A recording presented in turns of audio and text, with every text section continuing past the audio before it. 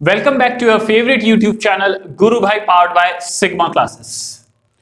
बच्चों, अभी तक पिछले जो वीडियो हमने करे उन सभी वीडियो में हम यह देख चुके हैं कि रिफ्लेक्शन ऑफ लाइट क्या होता है और क्या क्या उसके फिनोमेनन्स होते हैं।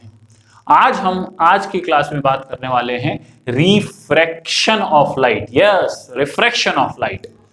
सबसे पहले टॉपिक को समझते हैं, लिखना भी साथ में अपन पूरा करते जाएंगे लिखने का काम, ताकि आपके नोट्स भी प्रिपेयर हो जाएं। देखिए, सीधे अपन टॉपिक पर आते हैं। मान लीजिए कि मैं इस तरह से ग्लास की स्लैब ले लेता हूं। ठीक है, ग्लास की स्लैब आपने देखा होगा स्कूल में, अगर कभी आपने प्रैक्टिकल्स भी करे हो तो इस तरह के क्यूबॉइडल शेप की ट्रांसपेरेंट ग्लास की स्लैब होती है। ठीक है, जैसे अपना डिटर्जेंट सोप के साथ है, आप मान लीजिए उसी डायमेंशन के जो आपका डिटर्जेंट सोप आ रहा है, जो वॉशिंग सोप आ रहा है, तो उसी डायमेंशन का कांच का ट्रांसपेरेंट आपके पास स्लैब है। ठीक है, उसको मैंने इस तरह से रख दिया। एक रे ऑफ लाइट को इस तरह यहां से यहां इंसिडेंट करा, एक रे ऑफ लाइट को यहां से यहां इंसिडेंट करा। तो बेटा इस पॉइंट पर आने के बाद वो रे ऑफ लाइट, मान लीजिए ये ऊपर वाला जो आपका मीडियम है वो एयर है, और सर्टेनली ये वाला मीडियम आपका ग्लास है। तो इस पॉइंट के ठीक बाद में इस रे ऑफ लाइट के लिए मीडियम चेंज हो जाएगा। आई रिपीट, इस लाइट के लिए क्या चेंज हो जाएगा? मीडियम चेंज हो जाएगा। रिफ्रैक्शन ऑफ लाइट की मैं बात करूं तो रिफ्रैक्शन का मतलब यह होता है कि जब भी कोई रे ऑफ लाइट किसी एक मीडियम से किसी दूसरे मीडियम में जाती है, वो एक मीडियम और दूसरा मीडियम कुछ भी हो सकते हैं। मतलब ये जो पेयर है पहले मीडियम और दूसरे मीडियम का, ये पेयर कैसे भी हो सकते हैं। हो सकता है पहला मीडियम एयर हो, दूसरा ग्लास हो, पहला एयर हो, दूसरा ग्लूकोज हो, पहला ग्लूकोज हो, दूसरा एयर हो, मतलब दैट कैन बी एनीथिंग। ठीक है, तो जब भी रे ऑफ लाइट किसी एक मीडियम से किसी दूसरे मीडियम में जाएगी तो उस रे ऑफ लाइट के अंदर दो अलग अलग चेंजेस आएंगे। क्या चेंजेस आएंगे? सबसे पहला जो चेंज आएगा वो आएगा उसकी स्पीड में। The speed of light changes. किस में चेंज आएगा बेटा? स्पीड ऑफ लाइट में। दूसरा चेंज किस में आएगा? पाथ ऑफ लाइट में। तो आई रिपीट, जब भी किसी रे ऑफ लाइट के लिए मीडियम चेंज होगा तो वहां पर उस रे ऑफ लाइट के अंदर दो अलग अलग तरह के चेंजेस आएंगे। पहला चेंज कौन सा होगा? उसकी स्पीड में। दूसरा क्या होगा? पाथ में। स्पीड बढ़ भी सकती है, कम भी हो सकती है, पाथ सर्टेनली चेंज होगा। पाथ चेंज होगा, स्पीड चेंज होगी, और इसी फिनोमिनन को, जिसमें मीडियम के बदलने की वजह से यह दोनों चीजें बदलती है, रिफ्रैक्शन ऑफ लाइट बोला गया। तो पहले लिख लेते हैं, फिर इसको थोड़ा डिटेल में अपन और समझेंगे।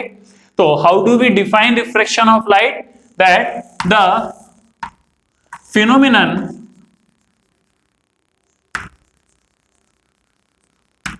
in which there occurs a change in speed of light and path of light due to change in medium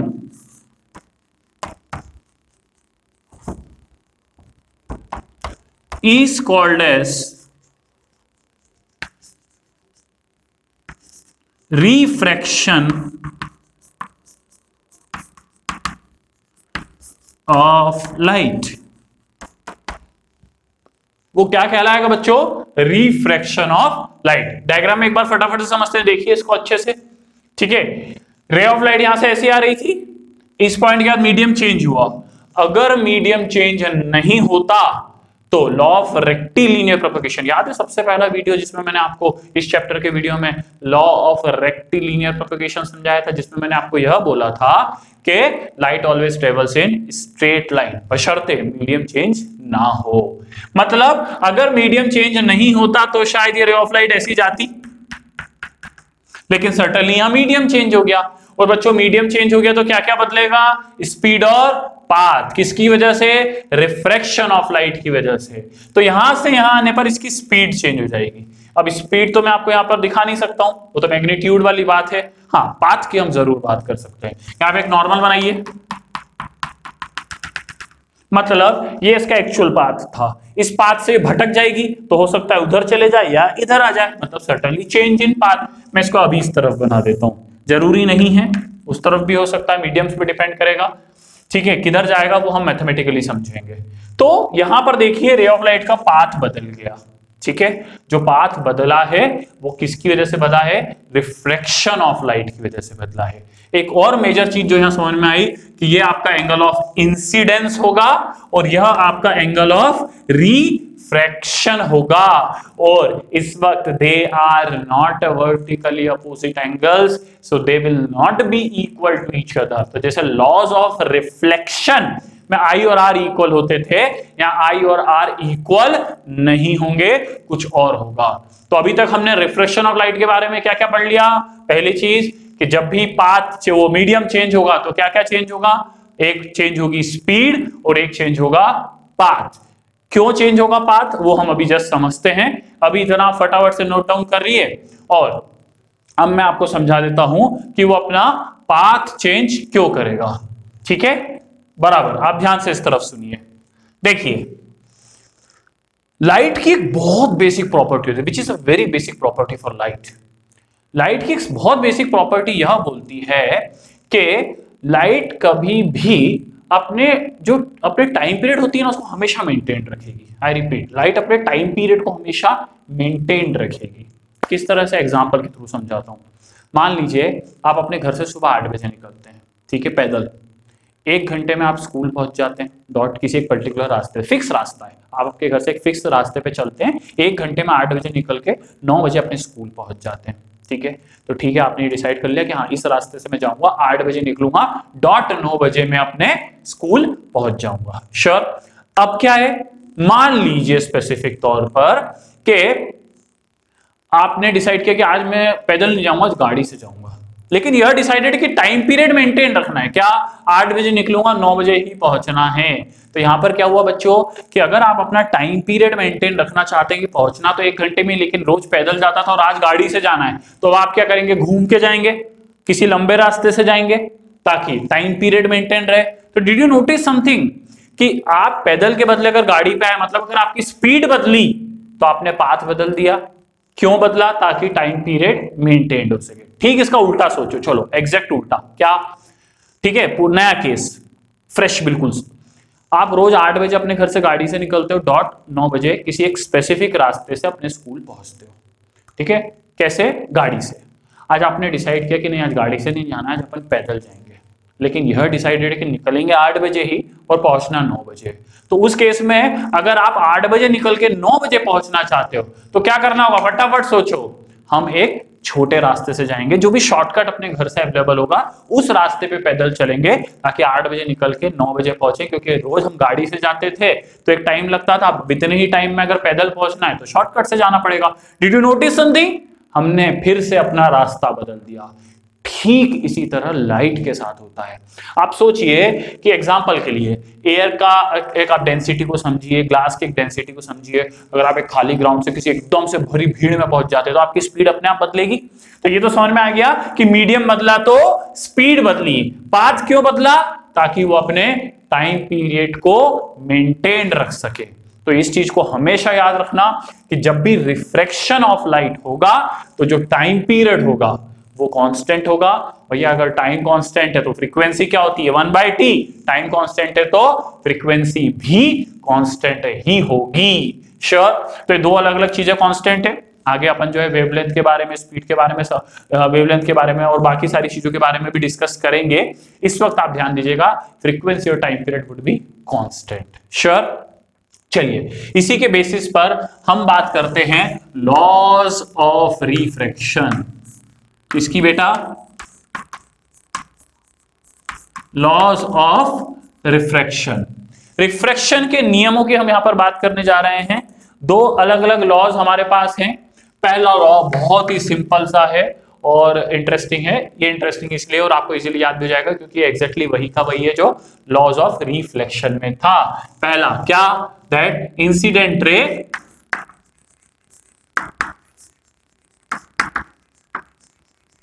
comma normal and आपकी बार रिफ्रैक्टेड रे बोलना होगा, रिफ्लेक्टेड नहीं, refracted ray all lie in same plane, सभी एक ही plane में होगी। मतलब ये इंसिडेंट रे, ये वाला नॉर्मल और ये रिफ्रैक्टेड रे, ये तीनों एक ही प्लेन में होगी। मतलब ये 2 डायमेंशनल फिनोमेनन यहां पर इस तरह से हो जाएगा, वो एक 2 डायमेंशनल 2D प्लेन के ऊपर आएगा। ठीक है, बहुत बढ़िया। दूसरा लॉ, पहला तो ठीक है आपको अच्छे से आता होगा क्योंकि रिफ्लेक्शन में भी सेम ऐसा ही था। पर क्या आया, यहाँ पे रिफ्लेक्टेड लिखते थे, अब यहाँ रिफ्रैक्टेड लिखना होगा। दूसरा है जिसे स्नेल्स लॉ भी कहते हैं, स्नेल्स लॉ। आई रिपीट, दूसरा वाले लॉ को क्या बोल रहे हैं बेटा हम, स्नेल्स लॉ। स्नेल्स लॉ क्या होता है, स्नेल्स लॉ यह बोलता है कि द रेशियो ऑफ, चलो पहले लिख लेते हैं फिर समझाता हूं, the ratio of sine of, sine कौन सा है, वही ट्रिग्नोमेट्री वाला। ठीक है, the ratio of sine of angle of incidence is to sine of angle of refraction is always constant for a given pair of medium। मतलब अगर मैं यहां के लिए लिखूं, देखो इसको ध्यान से फटाफट से, अगर यहां के लिए लिखूं तो ratio of sine of angle of incidence, angle of incidence क्या है, i upon sine r. I और आर इक्वल नहीं है, so sine I by sine r is always constant. मतलब अगर मैं किसी भी पेयर की बात कर दूं, जैसे यहां पे मैंने एयर और ग्लास की पेयरिंग करी थी, 2 मीडियम्स वाइज, तो sine I by sine r हमेशा कांस्टेंट आएगा। मतलब आई अगर आप बदलते हैं तो आर उसके अकॉर्डिंगली कुछ इस तरह से बदलेगा कि ये रेशियो हमेशा क्या है, कांस्टेंट आए। कांस्टेंट क्या होगा वो हम अभी जस्ट डिस्कस कर लेते हैं। इतना फटाफट से नोट डाउन करो, मैं आपको एक बार बता दूं, incident ray, normal and refracted ray all lie in the same plane. दूसरे लॉ को स्नेल्स लॉ भी कहते हैं। This is the ratio of sine of angle of incidence is to angle of refraction is always constant for a given pair of medium. इतना ठीक है बेटा, that is sine I by sine r is always constant. फटाफट से इसको note down करो।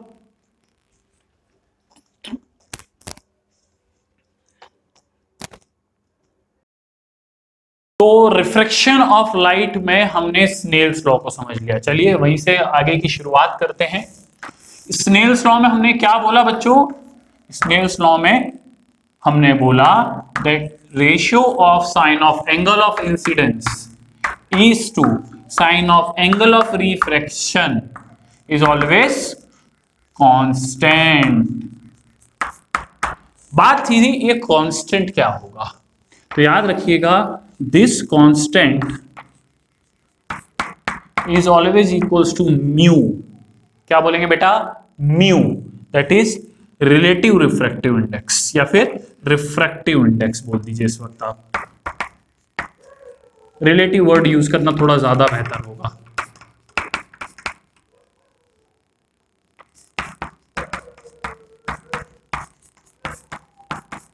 Relative refractive index mu, ठीक है। और एग्जैक्टली अगर बोला जाए तो this would be equals to μ2 by μ1। मतलब अगर मैं आपको डायग्राम फॉर्म में समझाऊं तो स्लैब अपन ने इस तरह से रखी थी, ये आपकी ग्लास की स्लैब थी, बाहर का मीडियम इस वक्त मैंने एयर माना है, रे ऑफ लाइट यहां से ऐसी आई थी, मैंने यहां पर एक नॉर्मल बनाया, ये आपका एक्चुअल पाथ था, एंगल ऑफ इंसिडेंस आई तो इसने अपना पाथ बदल दिया और आर हमने इसे कहा था। तो यहां पर दो अलग अलग रिफ्रैक्टिव इंडेक्स का यूज किया गया है, μ2 का और μ1 का। यह होगा μ2, यह होगा μ1, ठीक है।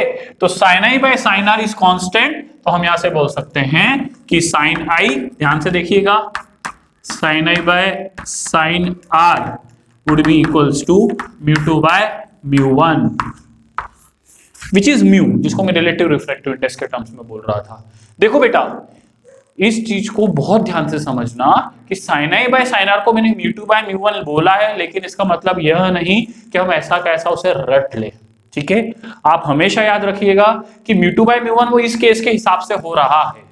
हो सकता है एग्जाम में जब वो क्वेश्चन आए तो वो μ2 बाहर वाली रिफ्रैक्टिव इंडेक्स को बोल दे, μ1 अंदर वाली रिफ्रैक्टिव इंडेक्स को बोल दे। इसलिए हमें ऐसा ना रटते हुए कि sin i by sin r μ2 by μ1 होता है, हम क्या करेंगे, sin i लिखा तो i के सामने रिफ्रैक्टिव इंडेक्स सामने वाले मीडियम की, i के सामने इस वक्त मीडियम कौन सा है, ये वाला, उसकी रिफ्रैक्टिव इंडेक्स क्या है μ2। r के सामने, ये रहा r के सामने कौन सी रिफ्रैक्टिव इंडेक्स लेना है, सामने वाले मीडियम की, इस वक्त क्या है μ1। क्लियर है, ये समझ में आया।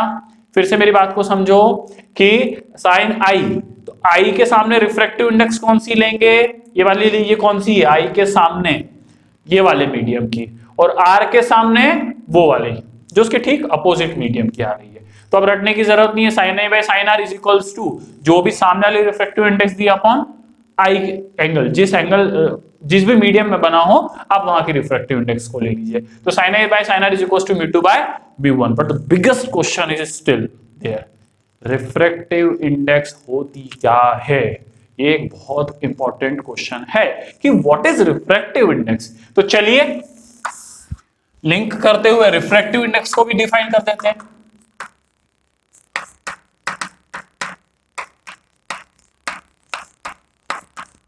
रिफ्रैक्टिव इंडेक्स, रिफ्रैक्टिव इंडेक्स की बात करूं तो अपन एक काम करते हैं, इसको पहले लिख लेते हैं फिर मैं आपको समझा दूंगा। Mu, it is the ratio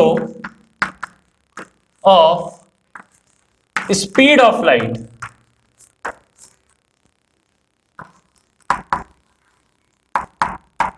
in, मतलब हम यहां पर यह बात करने जा रहे हैं कि ये रेशियो के टर्म्स में होगा, that is speed of light in, कैसे बोलेंगे, vacuum is to speed of light in given medium.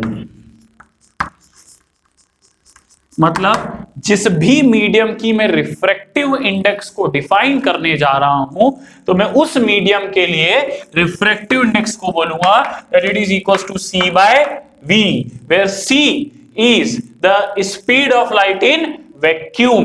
बेटा वैक्यूम में स्पीड ऑफ लाइट की वैल्यू कितनी होती है c की, that is 3 × 10⁸ metres per second. Fastest होती है आपकी लाइट। फ्लैश याद है, आपने हॉलीवुड मूवीज अगर देखी हो तो स्पीड ऑफ लाइट से वो ट्रेवल कर सकता है। ठीक है, तो रिफ्रैक्टिव इंडेक्स क्या है, mu is equals to c by v, that is ratio of speed of light in vacuum is to speed of light in the given medium. मतलब अगर मैं ग्लास स्लैब के लिए बात कर रहा हूं तो that would be c by velocity of light in the glass. तो हम यहां से ये बोल सकते हैं refractive index is inversely proportional to velocity, और the velocity of light in a given medium is inversely proportional to refractive index। refractive index जैसे जैसे बढ़ती जाएगी speed of light कम होती जाएगी। एक बहुत छोटा सा क्वेश्चन यूजुअली 1 मार्क्स के लिए जो पूछा जाता है कि भैया वैक्यूम की रिफ्रैक्टिव इंडेक्स क्या होती है। ठीक है, देखिए बाकी सारे मीडियम्स की तो वेरिएबल हो सकती है, वैक्यूम की बहुत बढ़िया एकदम सटीक सी होती है, वो आप बिल्कुल याद रखिएगा। रिफ्रैक्टिव इंडेक्स का फॉर्मूला क्या है, c बाय v। c मतलब speed of light in vacuum, v का मतलब speed of light in the given medium. अब अगर आपको वैक्यूम की ही रिफ्रैक्टिव इंडेक्स निकालनी है तो दैट वुड बी c, ये तो फिक्स है, upon speed of light in the given medium. कौन सा मीडियम बोला है, खुद वैक्यूम, तो वैक्यूम में स्पीड ऑफ लाइट क्या होती है, c से c गया, कितना बचा 1। तो रिफ्रैक्टिव इंडेक्स कितनी हो जाएगी बेटा वैक्यूम की 1। ठीक है, ये हमेशा याद रखना कि वैक्यूम की रिफ्रैक्टिव इंडेक्स हम कितनी लेंगे 1।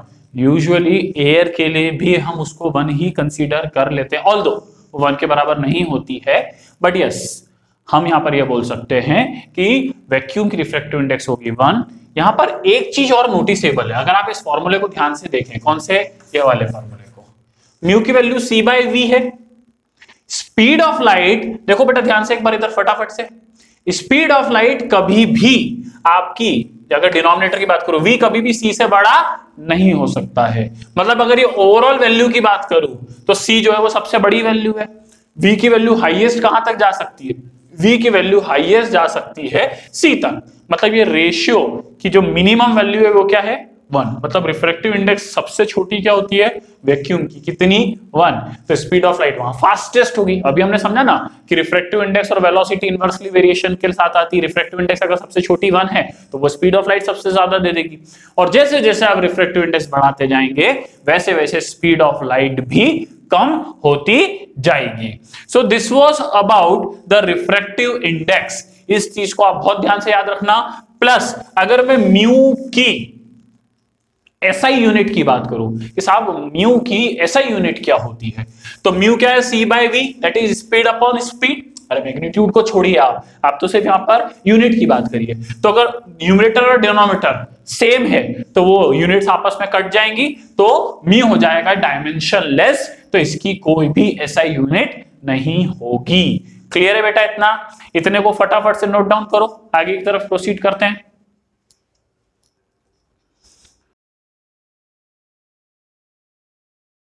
तो रिफ्रैक्शन ऑफ लाइट में हमने यह देख लिया कि पाथ चेंज होगा। ठीक है, अब देखो बेटा, पाथ चेंज होने वाली जो प्रोसेस है उसको थोड़ा सा ध्यान से समझना। मान लीजिए एक रे ऑफ लाइट ऐसी आई, ये नॉर्मल मैंने इस पॉइंट ऑफ इंसिडेंस पर बना दिया। ठीक है, इसका ओरिजिनल पाथ यह था।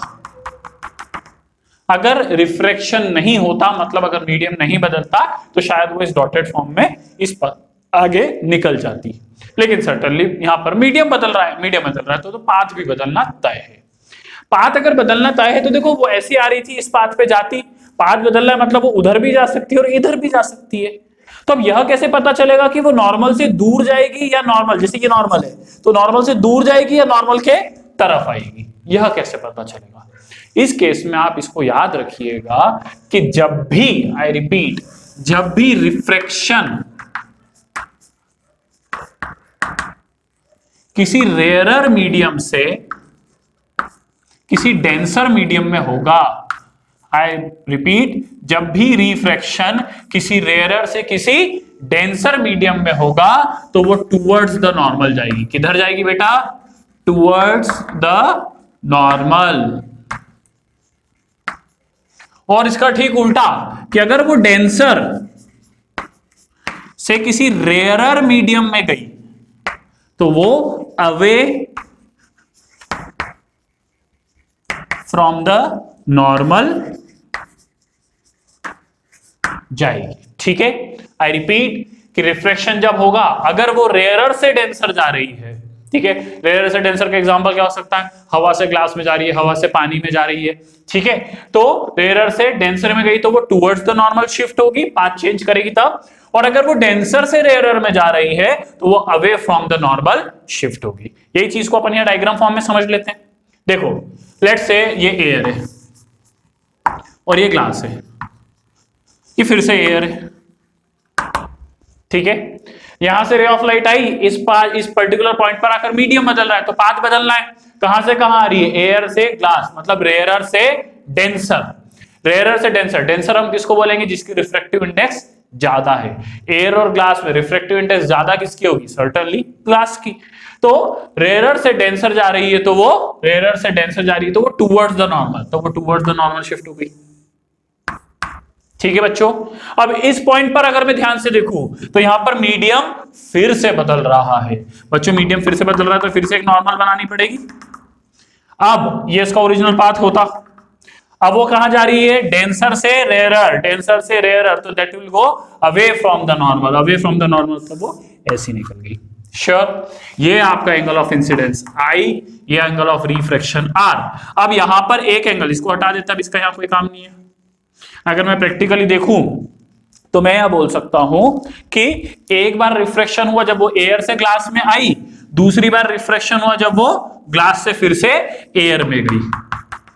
ठीक है, तो यहां पर भी एक एंगल आएगा और ग्लास से एयर में जाते वक्त ये आपका एंगल ऑफ इंसिडेंस हो जाएगा और ये एंगल ऑफ रिफ्रैक्शन I, तो इसको R1 बोल दो, इसको हम बोल देते हैं R2, और इसको बोल दो एंगल ऑफ इमरजेंस ई।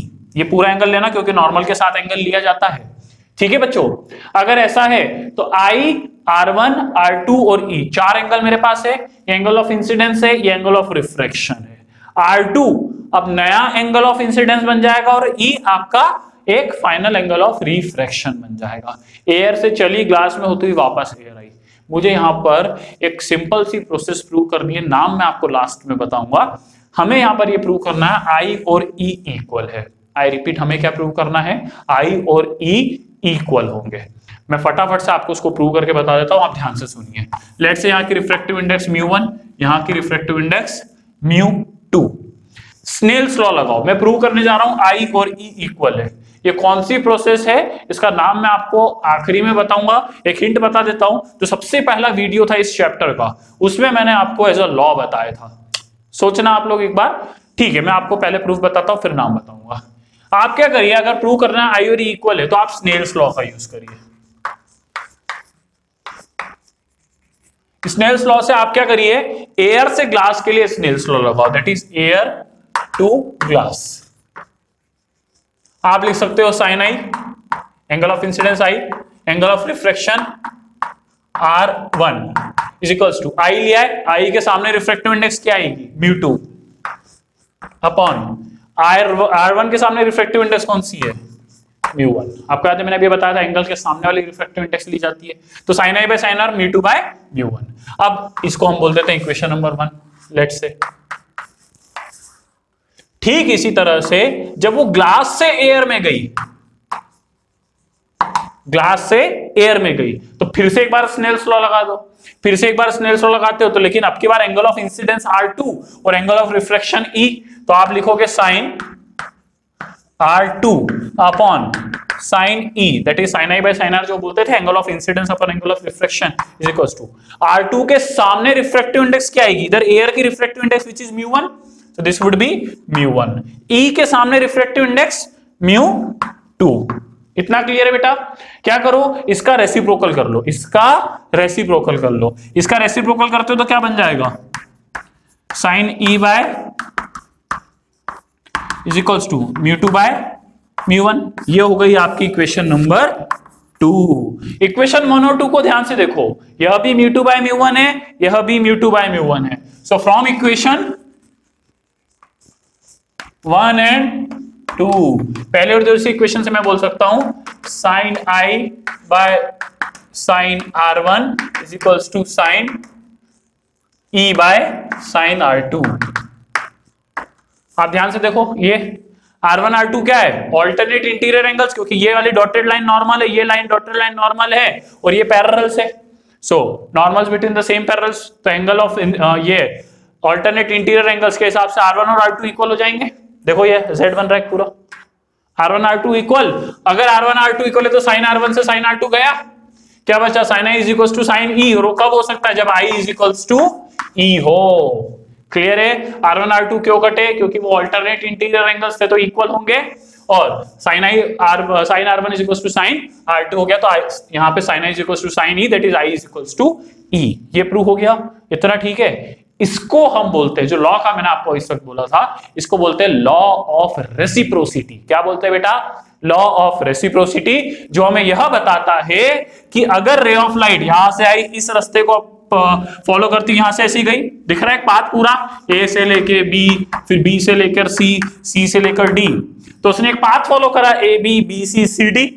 अगर अब इस तरफ से आती, इसी रास्ते पर, इसी एंगल पर, तो ठीक इसी पाथ को फॉलो करती हुई बीए के रास्ते ही वो इस तरफ से बाहर निकलती। This is law of reciprocity. वो ये बोलता है कि एक रे ऑफ लाइट अपने खुद के पाथ को रिट्रेस कर सकती है, that is law of reciprocity. और हमने यहां एक और चीज समझ ली कि angle of incidence is always equal to angle of emergence. Emergence मतलब जिसमें से फाइनली निकली। ये याद रखिएगा, कि बीच में भले ही 50 मीडियम्स आ जाएं, लेकिन अगर वो किसी एक मीडियम से गई, बहुत सारे मीडियम्स में गई, लेकिन फाइनली अगर उसी मीडियम में वापस आती है, मान लो ये ग्लूकोज है, तो ग्लूकोज से चलती हुई ग्लिसरीन में गई, ग्लास में गई, वाटर में गई, वापस से वो आपके ग्लूकोज में आ गई, तब आई और ई आपके डेफिनेटली इक्वल होंगे, मतलब एंगल ऑफ इंसिडेंस और एंगल ऑफ इमरजेंसी इक्वल आएगा। इसको एक बार स्क्रीन को पॉज करके नोट कर सकते हो फटाफट से।